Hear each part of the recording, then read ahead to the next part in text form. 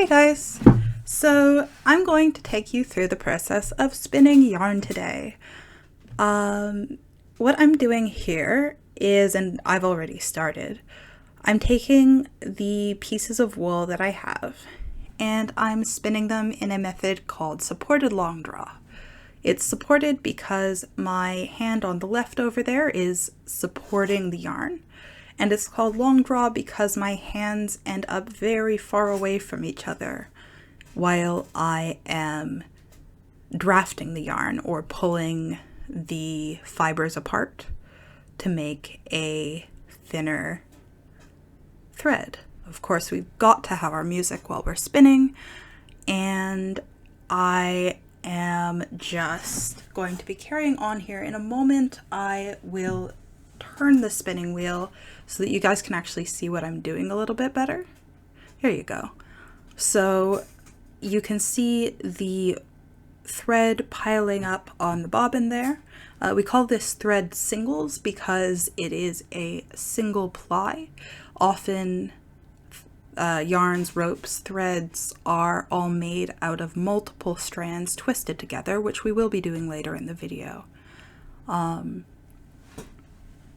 And each of those is called a ply, but when they are by themselves, like this one is right now, it's called a singles.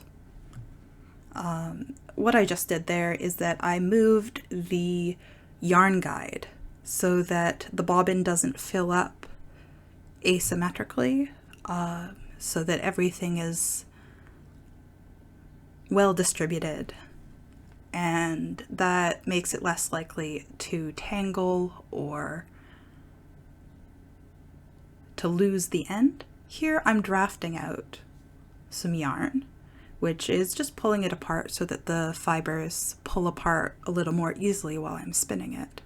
Just doing a bit of the work before I'm actually on any sort of hurry, because as the wheel spins quickly, I need to make sure that I am feeding it quickly enough for the yarn not to get overspun. So that's why we pre-draft. At this point, I have reached the end of the singles, and I'm going to be showing off the bobbin because, of course, I'm very proud of the yarn that I just made. Now it's time to wind off the yarn, and I'm using my yarn ball winder here. Wait a moment while I get that set up, but the yarn ball winder just makes it very easy to quickly wind yarn off of the spinning wheel so that I can plot it, or so that I can, just not have it on the bobbin, because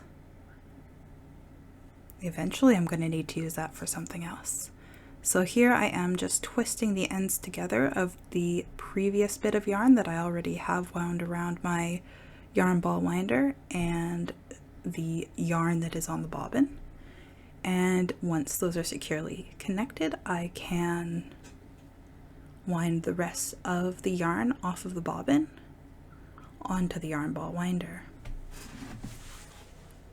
Now I'll disconnect it from the spinning wheel and weigh it out. This yarn ends up weighing 53 grams. Divided by 3 is 18.6 grams. So I'm going to take 53 minus 18, which is 35. So I'm going to unwind the ball that I just made back onto the yarn ball winder until I have 35 grams remaining in that ball of yarn that's on the scale.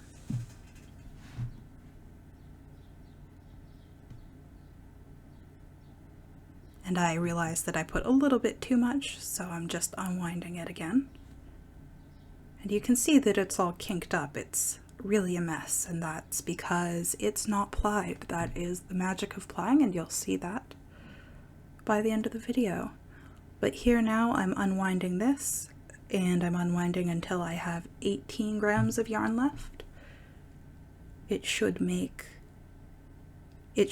that all of the yarn balls have the same amount.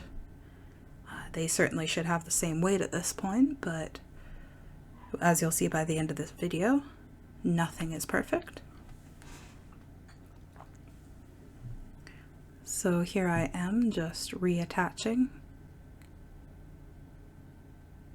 twisting the ends together and reattaching to the spinning wheel. And I did change the settings on my electric spinning wheel, so now it is going counterclockwise instead of clockwise as it was originally. And I am running it through the same way that I ran through the wool, except this time, instead of using wool, I'm using the 3 balls of yarn.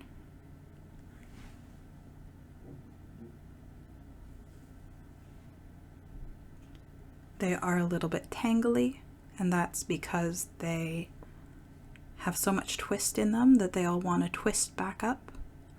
Here I think I've gotten the end of one of the balls caught in the yarn, so I'm just working that out now, and we're back in business. So the difficulty here is really just keeping the yarn under tension so that it doesn't twist up while I'm trying to make all the threads parallel. It should only really be twisting after it passes through my hands, but often I get these little twists through accidentally. Now here I've reached the end of one of the balls, and as you can see, the other 2 are quite large still, so I weighed them out. I tried to find the heavier yarn ball, but I think I actually made a mistake and took the lighter one. I'm twisting the ends together again as I did earlier, and now I'm just working out all the tangles and trying to get the yarns plied as much as possible. It's pretty tricky right here, but now in a moment it will start being a lot easier. Look at that, smooth sailing up until I finish it. Now I have this extra bit, I'll throw it away. Landed on the shelf behind me actually. I'm going to grab my niddy noddy from that same shelf, and I'm going to set it up and start winding the yarn around it. The niddy noddy is how we make skeins, nice neat skeins or hanks, nice neat loops of yarn that we can then display neatly, wash easily, and